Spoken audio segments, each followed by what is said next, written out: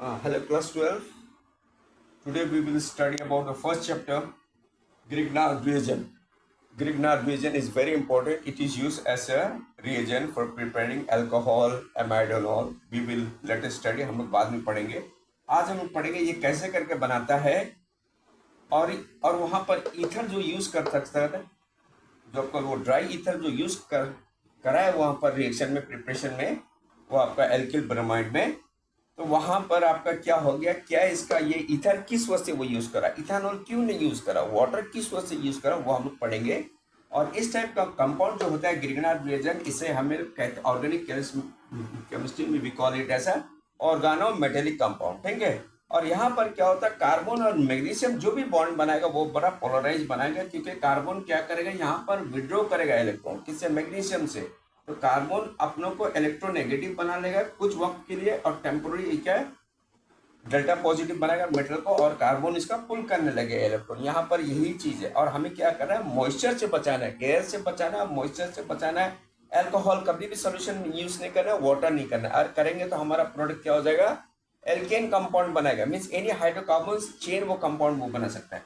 चलिए आज वो हम लोग पढ़ेंगे how to prepare the Grignard reagent. आप कोई से भी एल्किल हाइलाइट दे सकते हैं, पर मैं यहाँ पर चॉइस करूंगा इथाइल क्लोराइड को, ठीक है, इथाइल ब्रोमाइड को चूज करूंगा. मैंने क्या करा, आपका मैग्नीशियम मैंने किस वजह से चूज करा कि वो आपका मॉडरेट रिएक्टिव होता है. तो इसको मैंने किस में मैंने ट्रीट करा, मैंने आपका ड्राई ईथर, क्योंकि हमारा ये ग्रिग्नार्ड रीजन में कहा है कि हमें सूखा में करना है, मतलब एनहाइड्रस. एनहाइड्रस मतलब आपका सूखा होता है. तो मेरे क्या बन गया, देखिए यहाँ CH3 CH2 मैग्नीशियम Br, यह हमारा हो गया ग्रिग्नार्ड रिएजेंट. क्या हो गया, ये आपका ग्रिग्नार्ड रिएजेंट. मैंने शॉर्ट फॉर्म में लिख दीजिए, ठीक है ना. अब इसको चलो वो मैकेनिज्म पढ़ते हैं, ठीक है ना. ये हमें मैकेनिज्म से पहले ये हम लोग को समझना चाहिए कि हमारा ये जो कार्बन है और ये जो है ब्रोमीन, उसके बीच में डाइपोल मोमेंट बहुत अच्छा क्रिएट कर सकता है, ठीक है ना. तो यहाँ पर क्या हो गया, ब्रोमीन के बजाय क्लोरीन ने इलेक्ट्रॉन पुल करना शुरू कर गया है. किससे, आपका ब्रोमीन से, ठीक है ना. तो इसको क्या हो गया, ये बॉन्ड हो गया पोलराइज. आपको मालूम है, क्योंकि यहाँ पर अगर डेल्टा नेगेटिव हो जाएगा, डेल्टा पॉजिटिव हो जाएगा. पर आपको मालूम है कि ब्रोमीन का ड्यूबल कैरेक्टर भी होता है. अगर इलेक्ट्रोफिलिक सब्स्टिट्यूशन पढ़ेंगे तो ब्रोमीन जो होता है होमोडायटोमिक मॉलिक्यूल्स, वो अपने आप में भी पोलराइज करता है अपने चार्ज को, ठीक है ना. तो यहाँ पर फिर क्या कर रहा है, वो ब्रोमीन का बॉन्ड ये आपका पोलराइज हो गया. पोलराइज में जरा सा शिफ्टिंग ऑफ द इलेक्ट्रॉन, जरा सा शिफ्टिंग हो गया इस तरह. तो ये आपका क्या हो गया, इलेक्ट्रॉन डिफिशिएंट हो गया, ये आपका इलेक्ट्रॉन रिच हो गया माइनस, ठीक है ना. तो यहाँ पे क्या करेगा, ये आपका मैग्नीशियम का हमको पता है, क्योंकि वो इलेक्ट्रॉन देख करके वो आपका इलेक्ट्रॉन डिफिशिएंट हो जाता है. मैग्नीशियम का वैलेंसी 2 है, मतलब आपका वो 2 ही सोल्यूशन देगा वो. तो ये बॉन्ड क्या होगा, ये बॉन्ड वो रप्चर करेगा. रप्चर मतलब टूटना, ठीक है ना.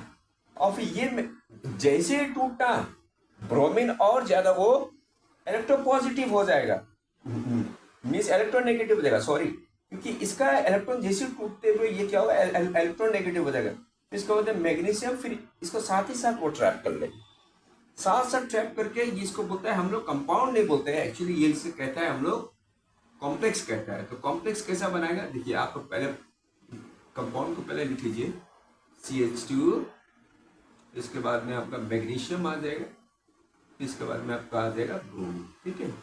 तो ये आपका आ जाएगा ग्रिग्नार्ड रिएजेंट के मैकेनिज्म, ठीक है ना. तो यहाँ पर हमें डाई इथाइल ईथर का एक्चुअली फार्मूला होता है आपका एल्किल, कौन सा कंपाउंड है, इथाइल मिथाइल ब्यूटाइल, और उसको आगे में एक और एल्किल ले सकता है, इथाइल मिथाइल ब्यूटाइल, ठीक है ना.